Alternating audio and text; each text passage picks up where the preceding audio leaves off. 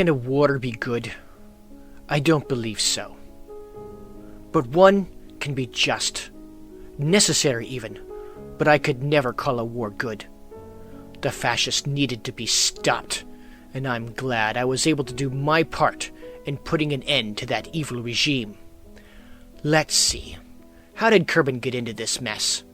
After the first Kerbin conflict, much of the world experienced a period of economic prosperity, but some nations were left feeling bitter. Then, due to greed and mismanagement, many nations fell into a great economic depression. This allowed for the fascist governments to take over. They promised their countries glory, prosperity, and revenge against their enemies. This is when Wolf Kerman rose to power. He wanted to expand his country's borders, and in particular, he wanted to take over my country. But we were not going to make this easy. We had a plan. We knew he was staging his army all along the border. So our military, myself included, began to mobilize. I was a P-11 pilot in the Kerbal-Konflict 1st Air Squadron. We knew we would be outnumbered and outmatched by the fascists at the start of the war. But we had a strategy of defense in depth. We were going to lure the enemy, then flank them with our reserves. My job was to help contain their advance as best as we could.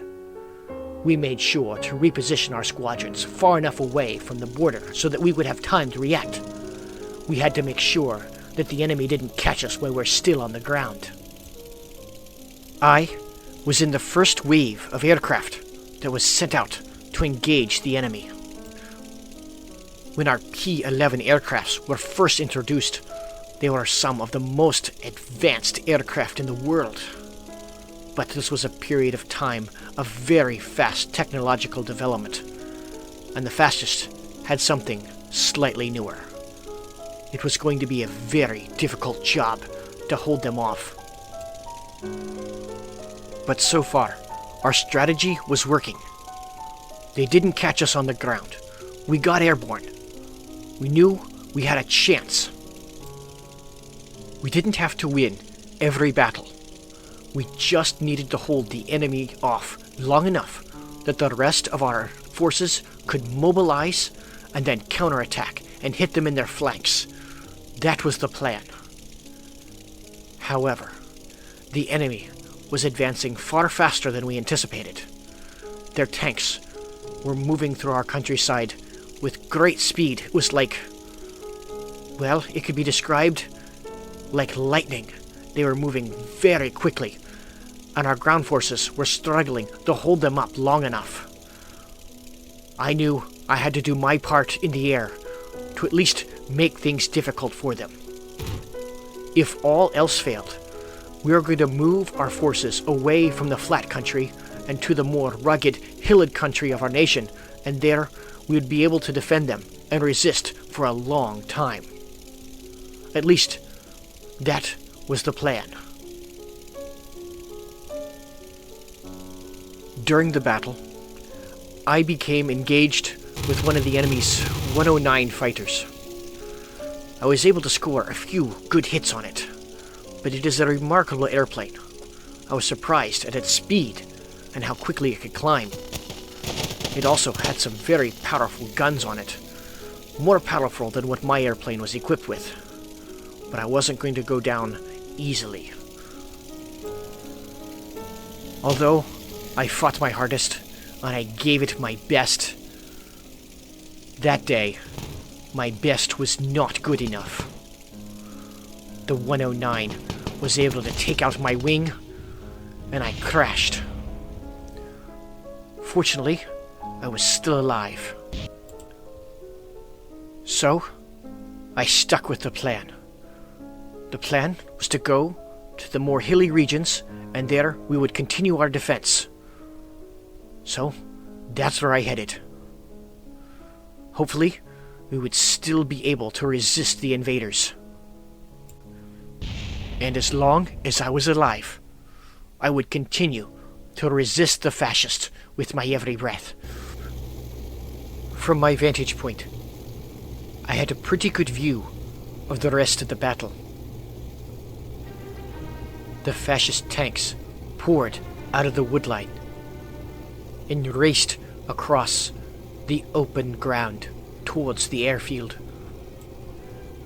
It seemed that the forest was just continuing to spit out enemy armor pieces, and then, over the treetops, I heard the deafening roar of even more enemy fighters as they entered the battlefield. Fortunately, the rest of our fighters were able to get off of the ground, and our tanks have mobilized and are engaging the enemy. Yes, the fascists did have one of the largest militaries in the world. But it must be remembered that we too had a large and well-trained military that was at least reasonably well equipped. The enemy planes engaged our tanks on the ground, but their armor was respectable and able to withstand some of the lighter caliber weapons.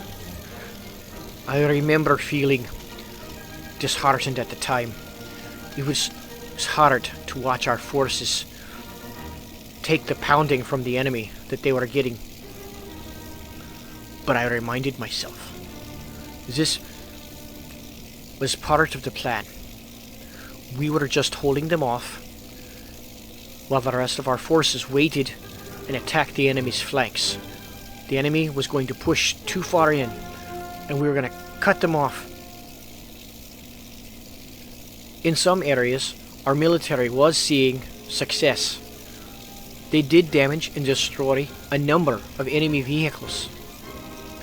The Air Force's performance, too, was not lackluster. All told, they downed hundreds of enemy fighters and bombers. But in this initial phase of the war, we definitely were faring worse than the enemy was. In my sector, we were particularly outnumbered, and it showed. But our troops were brave and held their ground. And our fighters and bombers were able to score some good hits against the enemy vehicles approaching our land. In some places, our forces were even able to counterattack and gain lost ground. This was certainly going to be a difficult fight, but none of us lost hope or the will to fight. I remember thinking too how impressed I was with the performance of the enemy aircraft. They were just so maneuverable, and I noticed that they were equipped with a large cannon. I think from my studies it was a 20mm cannon that they had mounted in the nose. At the time, our fighters were only equipped with some pretty light machine guns, nothing like the cannons that were mounted on the enemy planes.